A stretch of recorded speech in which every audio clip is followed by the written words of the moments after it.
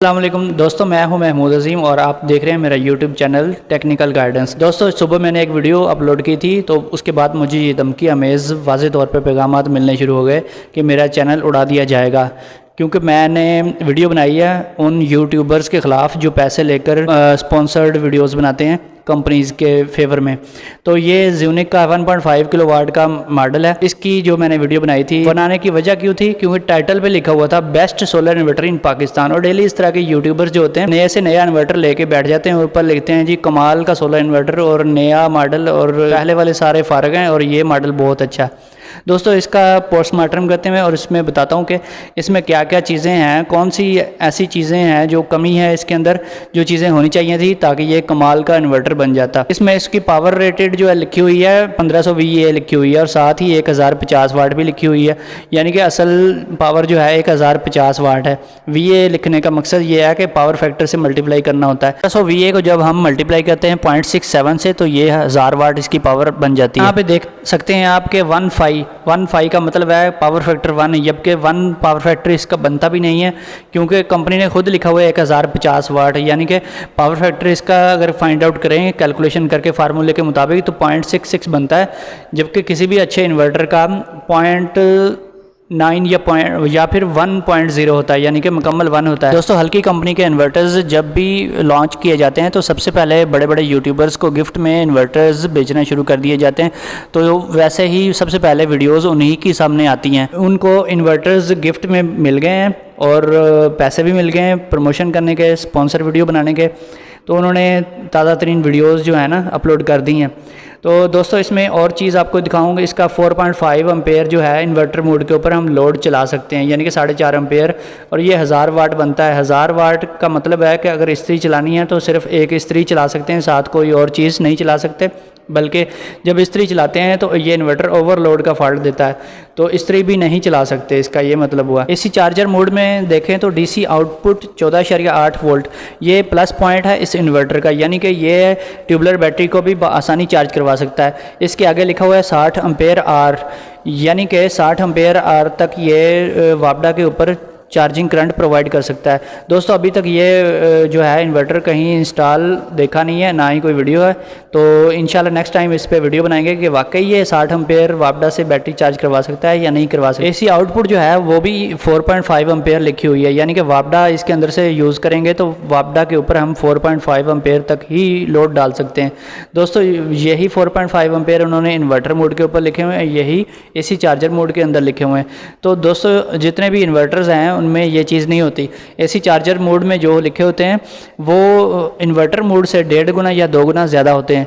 तो आप ये बात लाजमी नोट कीजिएगा आइंदा जब भी किसी भी इन्वर्टर की स्पेसिफिकेशन चेक करें। तो यहाँ पे भी 1.5 पावर फैक्टर लिखा हुआ है। इसके बाद सोलर चार्जर मोड देखें तो इसमें लिखा हुआ है semi MPPT, 60 ampere rated current है और 12 वोल्ट DC, और नीचे लिखा हुआ है 1000 वाट, उसके नीचे 55 वोल्ट DC। दोस्तों, ये इसका मतलब बनता है कि 55 वोल्ट DC इसकी MPPT मैक्सिमम रेंज है, यानी कि 55 वोल्ट DC से ज़्यादा इसको वोल्टेज देंगे तो इसका MPPT फ़ौरन जल जाएगा।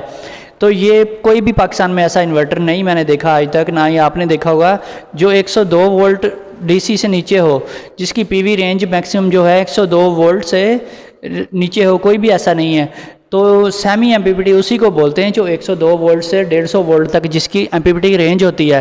दोस्तों, इसके अंदर PWM चार्ज कंट्रोलर है, जिसको ये MPPT बोल रहे हैं।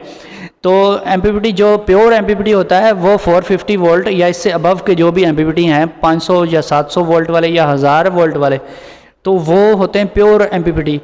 जो हैं 102 वोल्ट वाले वो सेमी MPPT। तो इसके बाद सेकंड चीज़ मैं आपको बताता हूँ, इसका लिखा हुआ है 60 एम्पेयर करंट, यानी कि MPPT का जो करंट है 60 एम्पेयर और 12 वोल्ट DC। इसका मतलब बनता है कि पावर के फार्मूले के ज़रिए हम कैलकुलेशन करें इसकी टोटल एनर्जी कितनी बनती है, पावर जनरेशन जो सोलर से हुआ है वो बनती है 12,672 और 07 720 वाट। दोस्तों, ये 720 वाट टोटल पावर जनरेट करके सोलर से आपको दे सकता है, इससे ज़्यादा नहीं दे सकता। 1000 वाट जबकि कंपनी ने दावा किया हुआ है, उनका क्लेम है सोलर कैपेसिटी 1000 वाट, जो कि झूठ है। 1000 वाट के आप पैनल ज़रूर लगाएंगे लेकिन आपको मिलेंगे 700 वाट ही, इससे ज़्यादा वाट आपको नहीं मिलेंगे। दोस्तों, ये इन्वर्टर अभी नया नया लॉन्च हुआ है और बहुत सारे यूट्यूबर्स, जो बड़े बड़े यूट्यूबर्स हैं, जिनको कंपनी जो है वो इन्वर्टर्स गिफ्ट में भेज रही है और साथ पैसे भी दे रही है, प्रमोशन करवाने के लिए वो अपने 50,000 या लाख रुपए की खातर लोगों का पैसा बर्बाद कर रहे हैं, उनका वक्त बर्बाद कर रहे हैं, उनका टाइम वेस्ट कर रहे हैं। और इतने ही लोग परेशान हैं लाखों रुपए सोलर सिस्टम के ऊपर खर्च करने के बाद, जिनके सिस्टम कामयाबी नहीं होते या बाद में इन्वर्टर्स सड़ने शुरू हो जाते हैं। तो यूट्यूब के ऊपर लगे पड़े हैं बड़े बड़े यूट्यूबर्स, इसकी तारीफ़ें करने में लगे हुए हैं।